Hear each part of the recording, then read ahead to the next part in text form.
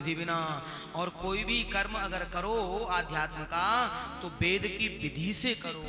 बगैर विधि के किया हुआ कोई भी कर्म अधूरा बताया है, अपूर्ण बताया है। तो कोई भी कार्य करो वेद विधि के आधार पर करो, वेद विधि का आधार लेकर के करो, समझाया है। क्योंकि वेद की भाषा तो बड़ी परोक्षवादी है, ऊपर कुछ है और अंदर कुछ और है।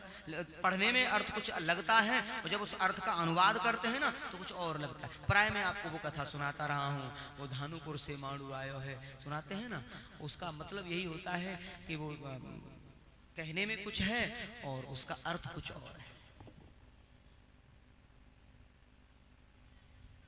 तो समझाया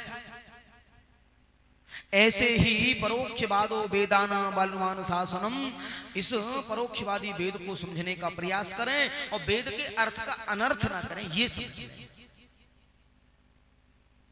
हम लोग भ्रमित हो जाते हैं। संस्कृत शिक्षा की ओर हमें अग्रसर होना होगा, संस्कृत शिक्षा की ओर हमें आगे बढ़ना होगा। अनेकों प्रकार से भाव दिया है और भगवान का अंश जीव को बता दिया है। मनीषी कहते हैं, सुखदेव स्वामी कहते हैं, राजन ये जीव तो परमात्मा का ही अंश है, ये जीव भी ईश्वर का अंश है, हम ईश्वर के अंश हैं।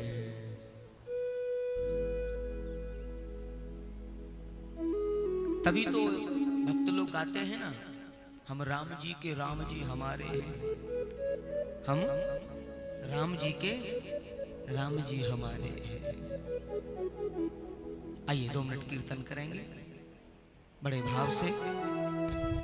हम राम जी के राम जी हमारे हैं, हम राम जी के राम जी हमारे हैं, हम राम जी के राम जी हमारे हैं, हम राम जी के राम जी हमारे हैं, हम राम जी के राम जी हमारे हैं, हम राम जी के राम जी हमारे हैं, हम राम जी के राम जी हमारे हैं, हम राम जी के राम जी हमारे हैं, हम राम जी के राम जी हमारे हैं, हम राम जी के राम जी हमारे हैं, ओ हम राम जी के राम जी हमारे हैं, हम राम जी के राम जी हमारे हैं, ओ हम राम जी के राम जी हमारे हैं, हम राम जी के राम जी हमारे हैं, ओ हम राम जी के राम जी हमारे हैं, हम राम जी के राम जी हमारे हैं, हम राम जी के राम जी हमारे हैं, हम राम जी के राम जी हमारे हैं, ओ हम राम जी के राम जी हमारे हैं, हम राम जी के राम जी हमारे हैं, हम राम जी के राम जी हमारे हैं, हम राम जी के राम जी हमारे हैं, ओ हम राम जी के राम जी हमारे हैं, हम राम जी के राम जी हमारे हैं, ओ हम राम जी के राम जी हमारे, हम राम जी के राम जी हमारे हैं, हम राम जी के राम जी हमारे हैं, हम राम जी के राम जी हमारे हैं, ओ हम राम जी के राम जी हमारे हैं, हम राम जी के राम जी हमारे हैं। एक बार प्रेम से बोलिए राधे राधे राधे राधे। अनेकों प्रकार से राजा परीक्षित को भाव दिया है और राजा से कहा, राजन आप जहां भी रहो, जैसे भी रहो, प्रभु के नाम में रहो, और जीव जहां भी रहे, जैसे भी रहे, प्रत्येक परिस्थिति में परमात्मा को ध्यान करे, विषयों की चर्चा को छोड़ करके भगवान नाम का आश्रय जीव को लेना चाहिए। राधा रमन को याद रखे, कहीं भी कैसी भी स्थिति परिस्थिति हो। महाराष्ट्र में एक संत थे, वो हमेशा गाते थे, जिस देश में जिस वेश में परिवेश में रहो, राधा रमन राधा रमन राधा रमन कहो, राधा रमन कहो। जिस वेश में चाहे आप जैसे भी रहो, जहां भी रहो, आप हमेशा प्रभु का नाम। और आज परमानंद की अनुभूति हुई है और विधिर मैत्रेय का संवाद पूर्ण होता है।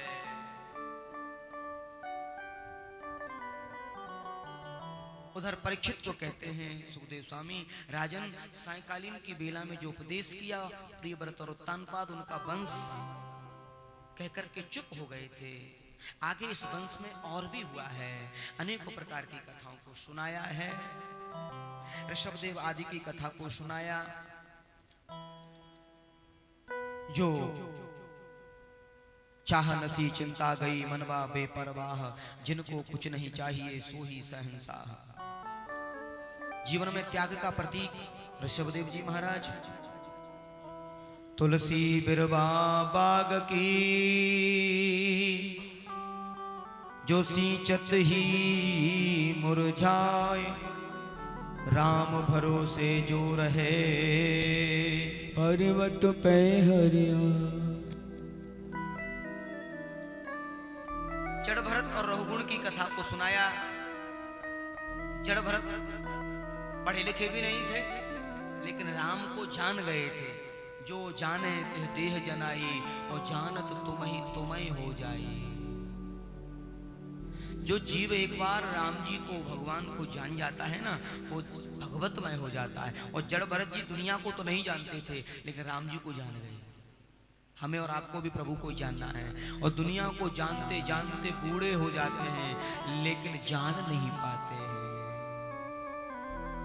अच्छा, लोगों को आज तक जान पाए?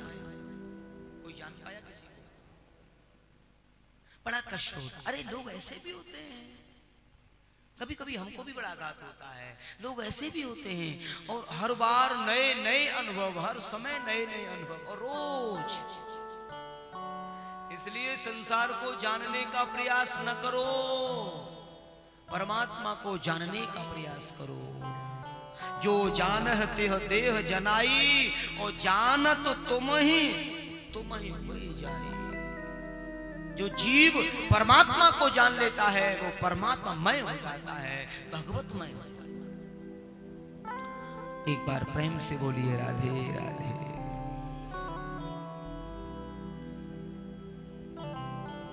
अनेक प्रकार से ऐसे महान संत जड़ भरत रहुगुण के संवाद की कथा को सुना, लेकिन एक शिक्षा मिलती है, कर्म प्रधान विश्व रच राखा, जो जश करहि सो तस फल जाओ। और यहाँ पर 28 प्रकार के नरकों की कथा को बताया है। और सुखदेव जी नरकों की कथा सुना रहे थे, और राजा डरने लगे, बाबा ये कथा मत सुनाओ। सुखदेव जी जब नरकों की कथा सुना रहे थे ना, उसमें करने से ऐसा होगा। और राजा ने पूछा, ये कुंभीपाक नरक क्या है? कुंभीपाक मैंने सुना है, बड़ा नरक में, कुंभीपाक नरक में भी जाना पड़ता है। सुखदेव बाबा बोले, राजन बड़ा सा तेल का एक कढ़ा होता है, और उसमें खौलता हुआ तेल होता है, और जो कुलसित कर्म करने वाले व्यक्ति होते हैं ना, उन्हें दूध पकड़ के ले जाते हैं और खौलते हुए तेल के कढ़ाई में डालते हैं, तड़कता है जी। सो राजा बोले, बाबा बस बस बस बस, अब मुझे नरकों की कथा नहीं सुननी है, मुझे तो भगवत कथा सुननी है, आनंद की कथा सुननी है, ये कथा मुझे नहीं सुननी है। हाँ, कैसा भाव है। आगे 28 प्रकार के नरकों का संक्षिप्त वर्णन किया है, नाम बताया है और उसका भाव बताया है। तो यहां गरुड़ पुराण को संक्षिप्त वर्णित किया है, नरकों की कथा सुना करके। तो अनेकों प्रकार से राजा परीक्षित को कथा सुना रहे हैं। सुखदेव स्वामी कहते हैं, राजन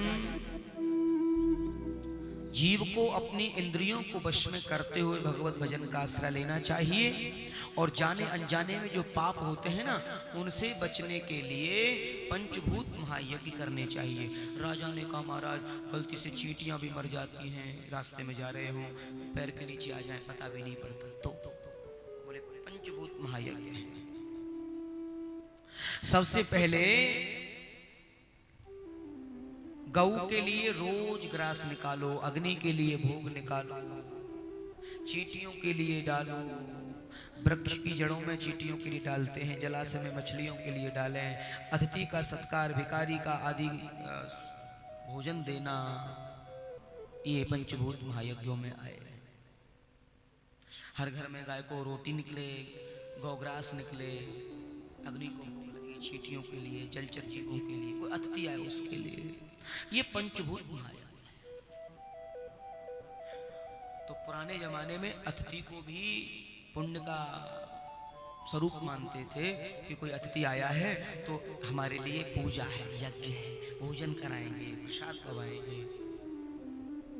हर घर में होना चाहिए, तू का सूबा जैसा भी।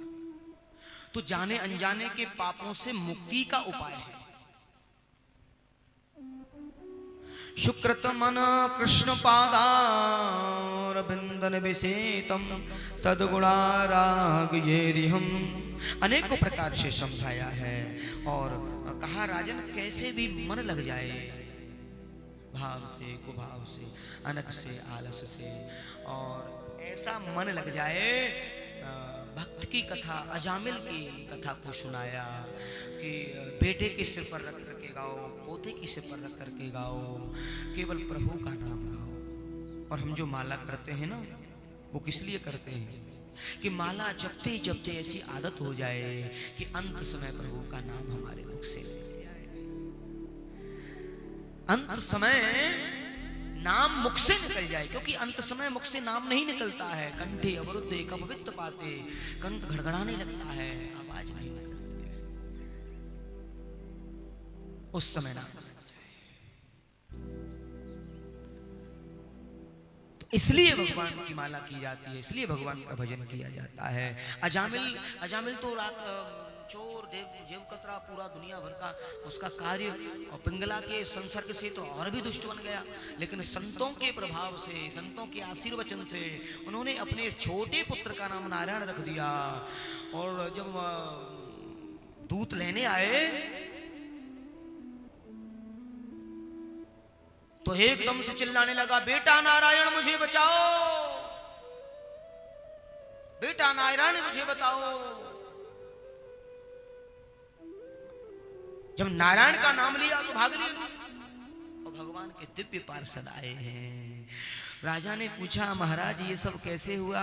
बोले अंत समय नाम उनके मुख से निकल गया। भले बेटे का ही नाम सही, नाम तो निकला। इससे ये प्रतीत होता है कि हमें अपने बच्चों का भी नाम प्रभु के नाम से मिलता जुलता ही रखना चाहिए। हमारी संस्कृति में तभी ये नामकरण की परंपरा रही है।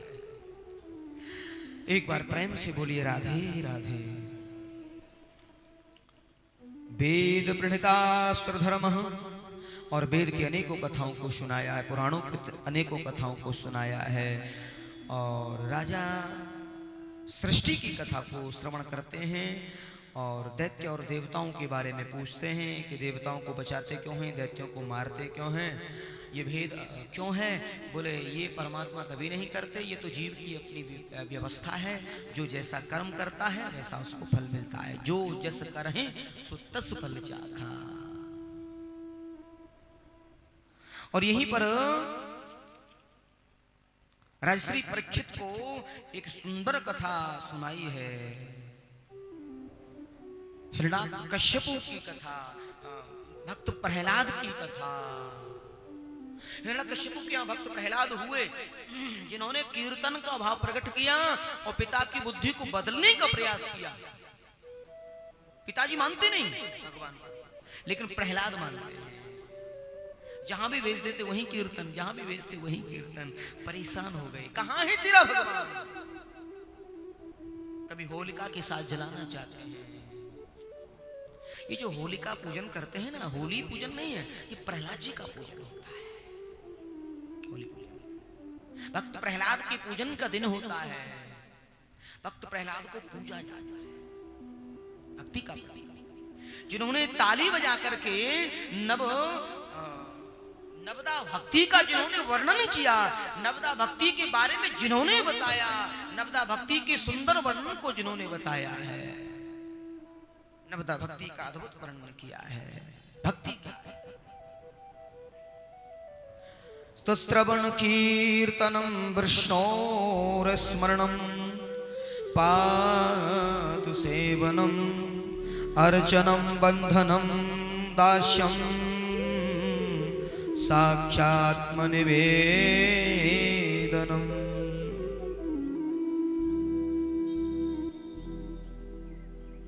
पिताजी मैंने जीवन में यही समझा है,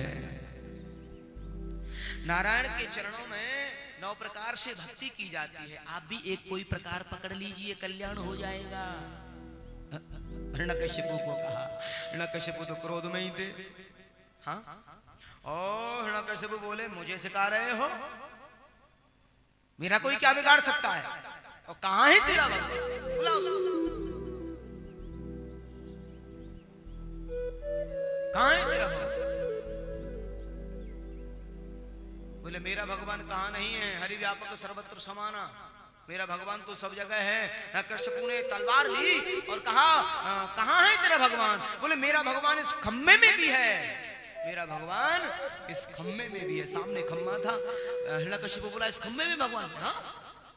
हाँ, हिरण्यकशिपु ने यों तलवार का वार किया और खम्भे से चीरते हुए हिरण्यकशिपु को एक दिव्य दर्शन हो रहा है। बोलिए श्री नरसिंह भगवान की। नरसिंह भगवान का दर्शन हुआ है। ये नरसिंह भगवान का अवतरण कब हुआ? इन्हीं महीनों में, मलमास, पुरुषोत्तम मास। याद आया ना? नरसिंह भगवान आए पुरुषोत्तम मास में। अब तो जो है नरसिंह भगवान आधा शरीर मनुष्य का, आधा सिंह जैसा, न मनुष्य न सिंह, दोनों में, और प्रकट हुए और हिरण्यकशिपु को उठा लिया है, जंघा पर रख लिया है, और जंघा पर रख करके मारना चाहते हैं, अंतड़ियां फाड़ना चाहते हैं। हिरण्यकशिपु कहते हैं महाराज मुझे मार नहीं सकते हो। क्यों? क्योंकि ब्रह्मा से मुझे वरदान जो मिला है, ब्रह्मा से मुझे वरदान जो मिला है। क्या मिला है? बोले मुझे वरदान मिला है कि ब्रह्मा की सृष्टि में बनाए हुए किसी भी हथियार से नहीं मरूंगा, न किसी मनुष्य से मरूंगा, न किसी जानवर से मरूंगा, पशु से मरूंगा। और ठीक है, और बताओ? बोले मैं घर के बाहर भी नहीं मरूंगा और घर के भीतर भी नहीं मरूंगा। और बोले मैं ऊपर भी नहीं मरूंगा, मैं नीचे भी नहीं मरूंगा। बोले और? बोले मैं सुबह भी नहीं मरूंगा, मैं शाम को, रात को भी नहीं मरूंगा, मैं दिन में नहीं मरूंगा, मैं रात को भी नहीं मरूंगा। और बोले ब्रह्मा की बनाए हुए 12 महीनों में कभी मरूंगा ही नहीं। ये मुझे वरदान है, ये मुझे वरदान है। नरसिंह भगवान बोले तेरे ही ताई बना रहा हूं मैं। बोले क्या? बोले 1 महीना और बना रहा हूं, अब ले, तेरे लिए क्यों बना रहा? और उसी समय नरसिंह भगवान ने पुरुषोत्तम मास, मलमास को बना दिया है। बोलिए पुरुषोत्तम भगवान की। तुझे मुक्त करना है। कोई जीव अगर इन महीनों में मुक्त नहीं हो तो पुरुषोत्तम मास में जरूर उसे मुक्ति मिलती है। तुझे भी मुक्त करना है। अधिकम अधिकस्य फलम।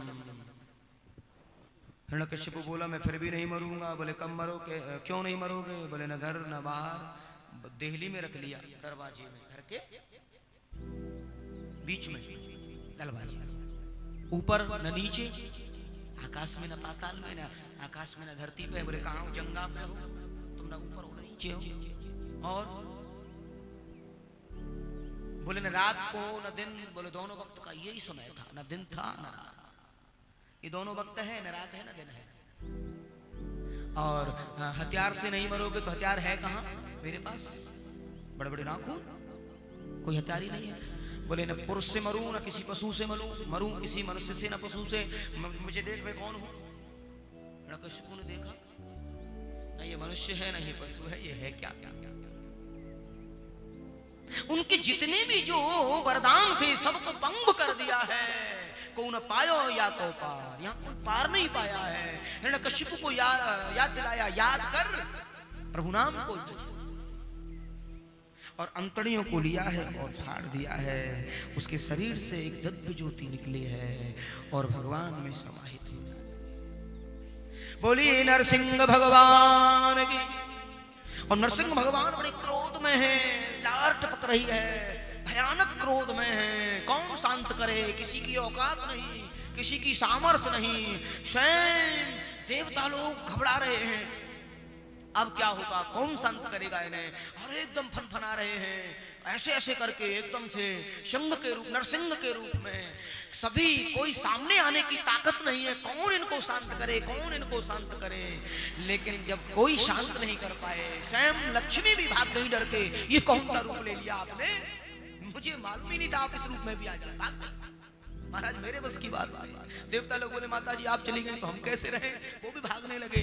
एक महात्मा को याद आया, लाडले को सामने कर दो। लाडला है ना, प्रहलाद को गोदी में लिया है और प्रभु की गोदी में डाल दिया है। प्रहलाद के सर पर ऐसे हाथ फेरने लगे हैं।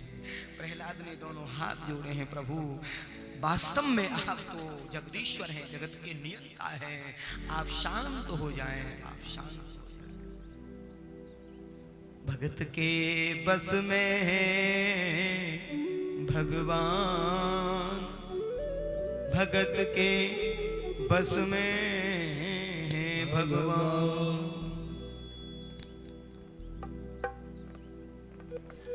भगवान तो भक्त के बस में है। हम भक्तम पराधीनम, मैं तो भक्त के अधीन हूं। और भक्त प्रहलाद ने भगवान को शांत कर दिया है। उसी दिन से नरसिंह पुराण में वर्णन आया है। ये पुरुषोत्तम मास का शुभारंभ हो जाता है। अब प्रहलाद जी ने पूछा, संतों ने पूछा, महाराज इसको मारने के लिए ही बनाया था या और किसी काम के लिए भी बनाया है ये महीना? बोले अब तो इस महीने में सब जीवों का कल्याण संभव है। जो भी व्यक्ति इस महीने में भगवत कथा सुनेंगे, कीर्तन करेंगे, तीर्थ करेंगे, उन्हें तरना निश्चित बता दिया है। क्योंकि अधिकम अधिकस्य फलम, अन्य महीनों में करने में जो पुण्य मिलता है उससे 1000 गुना बढ़ करके पुरुषोत्तम मास में उस कर्म का फल मिलता है, उस भक्ति का, पुण्य का। तभी से ये चला आ रहा है। एक बार प्रेम से बोलिए राधे। और इसी वंश में आगे अनेकों राजा हुए हैं। और प्रहलाद जी ने तो सभी पीढ़ियों को तार दिया है। एक कुल में भक्त हो जाए उसकी 20 पीढ़ी तर जाती है। सूर अनेक फिरे कड़ मांगत, पे पद सूर सुस्वाद कहाँ। पुन ताल मजीरा बजाती फिरे, मीरा मतवारी सिचाह कहाँ। सिया राम कथा कितनों ने लिखी, तुलसी सी मर्याद कहा। नरसिंह बसे प्रतिखंबन में, पर काढ़न को प्रहलाद कहा। आज भी नरसिंह प्रत्येक खम्भे में बसते हैं। प्रहलाद जैसी भक्ति हो, आज भी भगवान बसते हैं। कहां नहीं है भगवान? अदृश्य प्रध्यान होते हैं और प्रहलाद को भक्ति का वरदान दिया है। अनेकों प्रकार से प्रहलाद भक्ति करते हैं। और प्रहलाद को कहा बेटा तेरे कुल में आगे और भी भक्त होंगे, चिंता न कर। अब तो तेरा कुल तर गया है, राक्षस कुल में ही भक्त होने प्रारंभ हो जाएंगे और वहीं से अंश बदल रहा है। कहते हैं भक्ति के प्रभाव से बदल जाते हैं अंश, हिरण्याकश्यपु के प्रहलाद और उग्रसेन के कंस। भक्ति का प्रभाव है। अब यहां बदल गया। जब प्रहलाद हुए तो फिर भक्ति, अब तो दैत्य कुल जरूर है लेकिन भक्त सब भक्त हो रहे हैं। उसी कुल में जाकर के एक और दैत्य कुल में राजा हुए हैं, राजा बलि, जिनके यहाँ स्वयं भगवान आए हैं वामन का रूप लेकर के। नन्हे से वामन के रूप में आए हैं देवताओं की कार्य सिद्धि के लिए। और धीरे धीरे महीना आ रहा है, श्रावण के बाद में आता है भादों का महीना। उस बस महीने में भगवान वामन का अवतरण। श्रोणायाम श्रवण द्वादश्याम मुहूर्ते अवजित प्रभु सर्वेन चित्रादश्य कृत जन्म दक्षिण। बोलिए वामन भगवान की। ये भादों का महीना बड़ा बढ़िया है।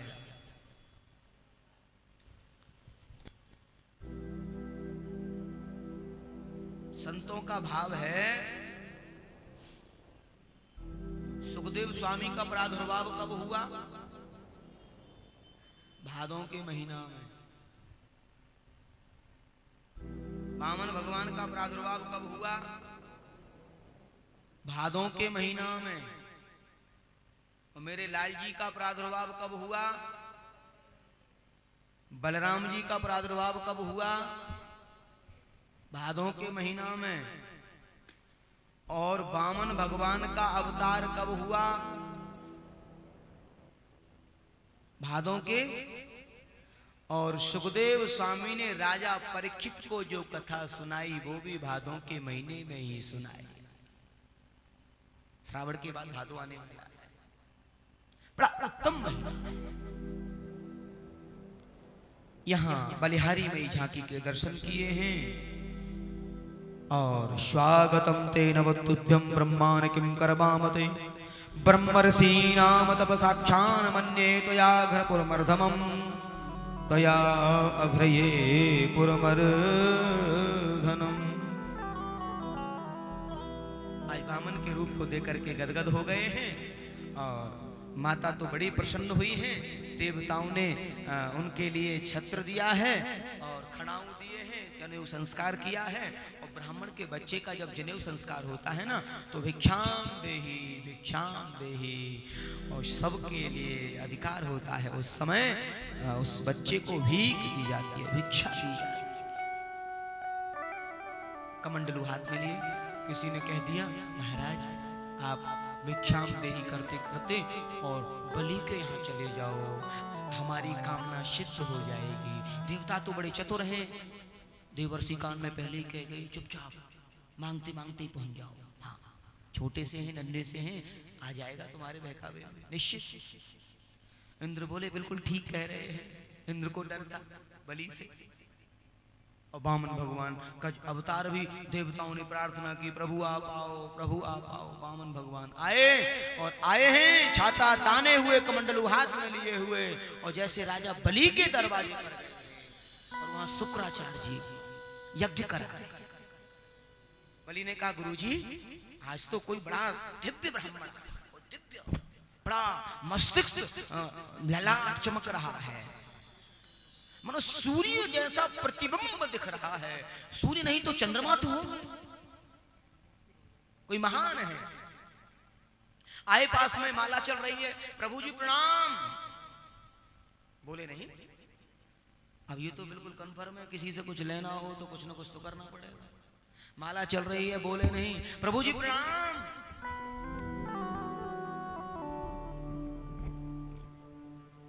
शुक्राचार्य जी बोले, राजन माला चल रही है, माला चलते समय बोला नहीं जाता। अच्छा, इसलिए नहीं बोल रहे हैं। महाराज जी इशारे में आशीर्वाद दिया। अब तो राजा बलि की जिज्ञासा और बढ़ेगी। बड़ा वज्रानंदी महात्मा है, छोटा सा महात्मा है, बड़ा सुंदर महात्मा है, बड़ा सुंदर दिव्य स्वरूप है, और इतना वज्रानंदी जीवन में पहली बार देखने को मिला है। पहली बार ही तो है, और कोई हुआ ही नहीं। इतना सुंदर स्वरूप, बिंबा फल जैसे हो, टमाटर जैसे गाल, शंख जैसी ग्रीवा, क्या दिव्य स्वरूप। और कुल मिलाकर के 52 अंगुल के छोटे से नन्हे से। गुरुजी कुछ तो मांगिए, कुछ तो मांगिए। काफी देर से जिद करने लगे, कुछ तो क्या सेवा करें, क्या सेवा करें। वामन भगवान ने माला पूरी करी और ऐसे करके आंख पर ऐसे किया और ऐसे, ओहो तुम्हारा ही नाम राजा बलि है। आपके दादा प्रहलाद बड़े दानी थे, तुम्हारे परदादा हिरण्यकश्यप, और दादा परदादा का नाम सुना तो उनके मन में श्रद्धा और बढ़ गई। ये तो बड़े पहुंचे हुए महात्मा हैं, मेरे दादा परदादा का भी नाम जानते हैं। हाँ? और श्रद्धा बढ़ गई। महाराज जी आप कुछ तो मांगिए, प्रभु जी आप कुछ तो मांगिए। नहीं नहीं महाराज, हमें कुछ नहीं चाहिए, हमें कुछ नहीं चाहिए। चाह नहीं, चिंता नहीं, मनवा बेपरवाह, हमको कुछ नहीं चाहिए, सोई सहनसा। हम कुछ चाहते नहीं, कुछ मांगते नहीं, हमें कुछ चाहिए, कुछ तो चाहिए। महाराज आप कुछ तो मांगिए, मेरा नियम है बगैर दिए कभी विप्र को खाली हाथ संत को जाने नहीं देता। आप ऐसे तो नहीं जा सकते, लेना पड़ेगा। राजा योगी अग्निजल इनकी उल्टी रीत, और बचे रही हो परशुराम थोड़ी राखें। ऐसे ऐसी आंख निकाले, लेना तो पड़ेगा, मेरे यहाँ नियम है। आप लेंगे कैसे नहीं। अब तेज तेज बोले। महाराज हंसने लगे, महाराज आप इतना जिद पर क्यों अड़े हो, हम नहीं लेते। अरे कुछ तो लो, क्या करेंगे लेके। छाता है बरसाती तान लेते हैं, कमंडलू है जल भर लेते हैं, आसन है भजन कर लेते हैं, हमें जरूरत ही नहीं है। महाराज जी तुम्हारा विवाह नहीं हुआ है शायद, ऐसा लगता है। हाँ विवाह नहीं हुआ है। अगर विवाह होता ना तो तुम्हें धन की जरूरत अवश्य होती, निश्चित होती। भगवान वामन भगवान बोले राजा विवाह हो जाएगा तो धन की जरूरत रहेगी। बोले बिल्कुल, विवाह होते ही धन की जरूरत पड़ती है। पत्नी आएगी तो खर्चे बढ़ेंगे, खर्चे बढ़ेंगे तो धन की जरूरत होगी, और धन की जरूरत और भी होगी। बच्चे होंगे तो धन चाहिए, बच्चे 1 2 5 7 होंगे तो फिर पत्नी होने तो धन की जरूरत पड़ेगी। बोले हाँ ठीक है, विवाह कर लेंगे तुम्हारे कहने से। हाँ मैं तो प्रतिवर्ष कितनी ब्राह्मण कन्याओं की शादी अपने राजकोष से करवाता हूँ, आपकी भी करवा। निकालिए मुहूर्त, अभी निकालिए, कोई बढ़िया सी ब्राह्मण कन्या देखिए, इनका विवाह करा दो, तब तुम मांगेंगे। राजन सुनिए, विवाह मुहूर्त निकालने से पहले आपके कहने से विवाह तो कर लेंगे, पर हमारी समस्या का समाधान करो। क्या? बोले ब्राह्मणी आएगी तो बाल गोपाल होंगे। बोले हाँ कितने होंगे। राजा बोले हमें क्या पता कितने होंगे। अब जितने होंगे उतने होंगे। कई लोगों को 5-5 होते हैं, 7-7 होते हैं, हो जाते हैं। 5 होंगे कि 7 होंगे हमें क्या पता। बोले बात वो नहीं है, 5-7 होंगे तो उनमें से एक आध पधार भी जाता है, माने मर भी जाता है। बोले हाँ कभी कभी हो जाता है, एक आध पधार भी जाता है। तो जब पधार जाता है तो फिर रोया भी जाता है, माता पिता रोते भी। बलि राजा हंसने लगे, ओ महात्मा ये भी कोई पूछने की बात है। अरे बालक आपका मरेगा तो रोने वाले कोई पड़ोसी थोड़ी आएंगे, किराए पे थोड़ी आएंगे, रोना भी आप ही को पड़ेगा। सो वामन भगवान बोले इसीलिए तो मना कर रहे हैं, ऐसा काम करें ही क्यों जो हमें बाद में रोना पड़े। ऐसा काम करें ही क्यों जो हमें बाद में रोना पड़े, हमें नहीं करना है। बलि बोले जैसे तैसे तो समझाया, और अब भी इनकी समझ में नहीं आ रहा है। एक बार प्रेम से बोलिए राधे राधे। तस्मात् तत्तो मही सदा प्रणोबन सुदभातः पदान त्रिणदैत्येन संविदानि पदा मम। महाराज कुछ तो मांगना पड़ेगा, कुछ तो लेना पड़ेगा। बोले ज्यादा ही देने की जिज्ञासा है, अब ज्यादा ही तुल गए तो एक काम करिए, 3 पदानी 3 पग भूमि मुझे दे दीजिए। और वो भी 3 पग अपने पैरों से नाप करके लूंगा, और 3 से 3.25 नहीं लूंगा, और 3 से 3.25 नहीं लूंगा। राजा को बड़ी जोर से हंसी आई। कुल मिला के 52 अंगुल के और ऐसा मांग रहे हैं, मांगना भी नहीं आया। अग्रिम बुद्धि बाणिया और मध्यम बुद्धि जात, तर्क बुद्धि तर्क ना, ये बामन चौपट पा। बनिया अग्रिम बुद्धिमान होते हैं, क्षत्रिय मध्य बुद्धिमान होते हैं, और तर्क जो होते हैं वो तर्की, उनका बुद्धि का प्रभाव होता है। और ब्राह्मण जो है ना, ये सब पर पुट लगा देते हैं। जो भी हो, यहाँ तो सब सीताराम, कोई भी है, मार्गदर्शन देना है, चाहे वो ब्राह्मण हो, चाहे बनिया हो, चाहे जाट हो, कोई भी हो, सबको कल्याण का मार्ग। बामन चौक रहे तुम बामन की बामन, मांगना भी नहीं आया। क्या मांगा? 3 पग भूमि मांगा, क्या मांगना भी नहीं आया। भगवान बामन हंसने लगे, भले आदमी, पहले ये 3 पग ही पूरे कर देना, बड़ा हंस रहे। एक बात है महाराज, मैं ये 3 पग संकल्प करके लूंगा, 3 पग संकल्प करके लूंगा। और संकल्प की जब बात आई सो शुक्राचार्य जी एकदम से बिलबिला गए कि चेला लुटेगा, अब चेला लुटेगा। क्योंकि संकल्प का मतलब होता है पक्का रजिस्ट्रेशन, पक्का। हाँ, संकल्प करा दिया तो वो कार्य पूरा करना है, निश्चित रूप से। शुक्राचार्य जी बोले, न जल निकले और न चेला लुटे, या सो ऐसो ही करूं, या अंजलि जो जल है ना इसमें ही प्रवेश कर जाऊं, तो जो जल देने वाला, जो अंजलि, जो जल देने वाला जो बर्तन था, जिसे गंगा सागर बोलते हैं, क्या बोलते हैं, उसमें जाकर के उसके छिद्र में बैठ गए श्रीमान जी। न जल निकलेगा न चेला लुटेगा। अब तो अभेद बुद्धि जब गुरु जी की देखी, भेद, ये तो फिर ठीक नहीं है। गुरु के लिए तो संभाव होना चाहिए, चेला को बचाने के लिए इतना सब कर रहे हैं, काय को? लेकिन गुरु का कर्तव्य है चेला का नुकसान ना हो, शिष्य का नुकसान ना हो। वो अपने पथ पर हैं और प्रभु अपने पथ पर हैं। और जैसे ही शुक्राचार्य जी उसमें जाके नाल छिद्र में बैठे हैं, और वामन भगवान ने अपने आसन से एक कुशा निकाली है, और उस रोम इस छिद्र में ऐसे करके कुशा दी है, और शुक्राचार्य जी की एक आंख बधार जाती है, एक आंख वाले हो जाते हैं, जल गिरता है, तृणी प्रधानी, और संकल्प होता है।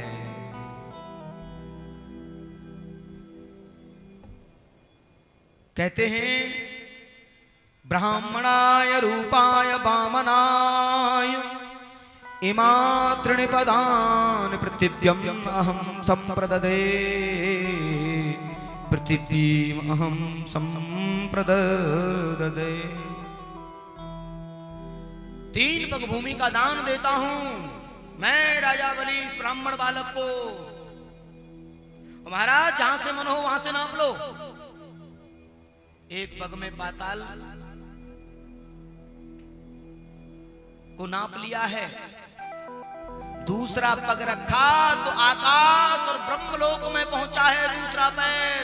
ब्रह्मा जी ने देखा ये तो मेरे प्रभु के चरण हैं, और ब्रह्मा जी ने उन चरणों को प्रक्षालन किया है, और चरणों के प्रक्षालन का जो जल है उसे रखा है,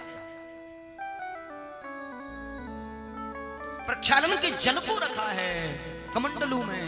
ये वही जल है, कल कल निनाद करने वाली गंगा मैया निकल के आ रही हैं। ये वामन भगवान के जल का आचमन वाला जल है। बोलिए गंगा मैया की। और 2 पग में संपूर्ण नाप लिया है, और विराट बन गए, लाखों करोड़ों हजारों किलोमीटर बड़े हो गए हैं। बोलिए वामन भगवान की जय हो, विराट भगवान की जय हो। आज राजा ने पूजन किया है और राजा से कहा है कि राजन तीसरा पग मैं कहां रखूं? लेकिन यहाँ आए थे राजा बलि को छलने, राजा बलि ने भगवान को ही छल लिया है। ये भक्ति की पराकाष्ठा है। आइए उससे पहले पूजन करना है हम सभी को, और वामन भगवान का पूजन करें हमारे परीक्षित का भार संभाले हुए। और जो भी भक्त वृंद यहाँ बैठे सभी आए व्यासपीठ के समक्ष और वामन भगवान का पूजन मनोभाव से करेंगे। और उसके बाद जो संकल्प है भूमिदान का भाव लेकर के आज आपको संकल्प से भगवान का पूजन करना है। आज की कथा में भूमिदान का संकल्प होता है, अपने मनोभाव से भूमिदान का संकल्प करते हुए पूजन करना है और कथा को सुनना है। तो बड़े भाव से आइए। उधर राजा बलि को पूछा है तो राजा बलि तो प्रार्थना में लगे हुए हैं और उनकी प्रार्थना स्वीकार हो रही है।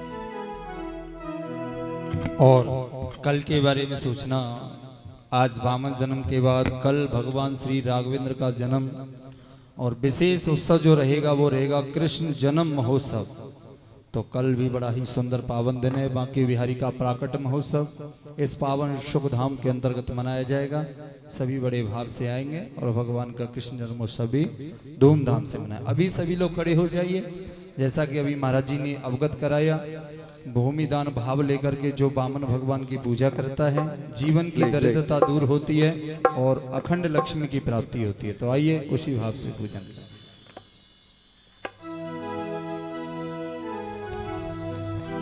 अरे वामन बन गए कृष्ण मुरारी, पधारे बलिराजा के द्वार, बलिराजा के द्वार पधारे बलिराजा के द्वार। हो वामन बन गए कृष्ण मुरारी, पधारे बलिराजा के द्वार।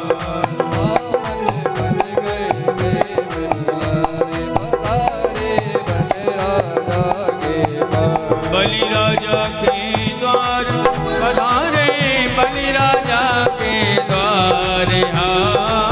बलिराजा के द्वार पधारे बलिराजा के द्वार। ओ वामन हो वामन, हे वामन बन गए कृष्ण मुरारी, पधारे बलिराजा के द्वार। वामन बन गए कृष्ण मुरारी, पधारे बलिराजा के द्वार।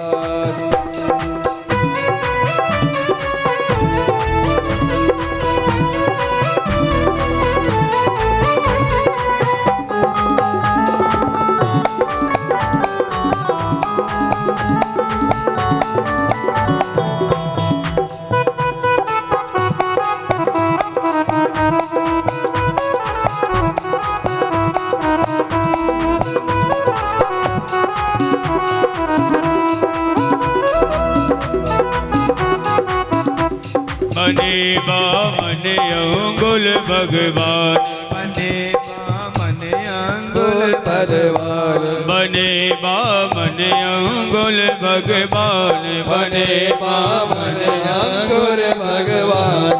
रूप को देख छुप्यो है भान, रूप को देख चुका है भान। पहुँचे अग में राजा बलि के कर्ण आज कल्याणी। हो पहुँचे अग में राजा बलि के कर्ण आज कल्याण।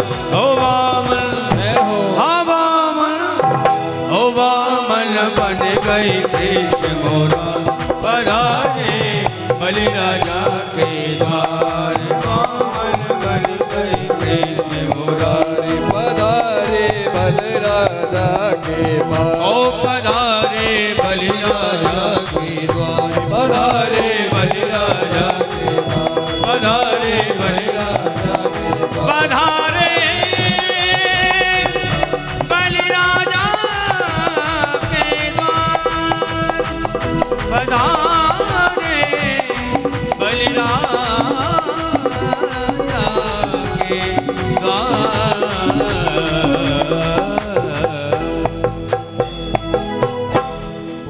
बामन भगवान की जय जय। हो। चंद्रमा मनसो जात चक्षुः सूर्यो अजायतः श्रोताद्वाय समुखः दग्निरजायतः।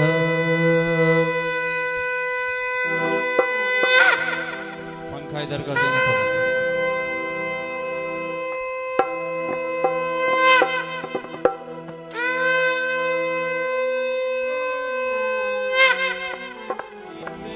हो आरती गाऊं बाके बिहारी तेरी आरती गाऊं। मैं आरती गाऊं प्यारे तुमको मनाऊं। आरती गाऊं प्यारे तुमको मनाऊं। ओ तुमको मनाऊं प्यारे तुमको रिझाऊं। तुमको मनाऊं प्यारे तुमको रिझाऊं। त्रिभा के बिहारी तेरी आरती गाऊं। बाके बिहारी तेरी आरती गाऊं। ओ मोरे मुकुट तेरे शीश पे सोहे। मोरे मुकुट तेरे शीश पे सोए। ओ प्यारी बंसी मेरो मन मोहे। प्यारी बंसी मेरो मन मोए। या बंसी पे मैं तो बले बल जाऊं। बाके बिहारी तेरी आरती गाऊं। चरणों से निकली है गंगा प्यारी। चरणों से निकली है गंगा प्यारी। जिसने सारी दुनिया तारी। जिसने सारी दुनिया तारी। उन्हें चरणों में मैं तो शीश नवाऊं।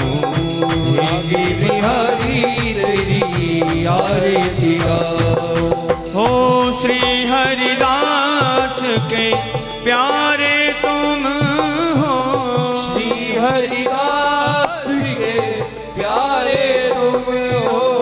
ओ मेरे मोहन जीवन धन हो।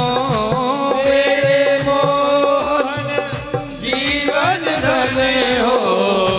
बस सदा वृंदावन पाओ। बाके बिहारी तेरी आरती गाऊं। कर्पूर गौरम करुणावतारम संसार सारम भुजगेन्द्रनाथ औषधावशल्यम भवं भवानी सहितं नमः। ओ त्वमेव माता जगदा त्वमेव बन्धो सखा त्वमेव। त्वमेव विद्या द्रविणं त्वमेव सर्वं मम देव मम जलेन श्रीगणात्मादिदेवादिवन्दनम्। ॐ शान्तिरन्तरिक्षगुं शान्तिः पृथिवी शान्तिरावः शान्तिरोगदयः शान्तिः वनस्पतयः।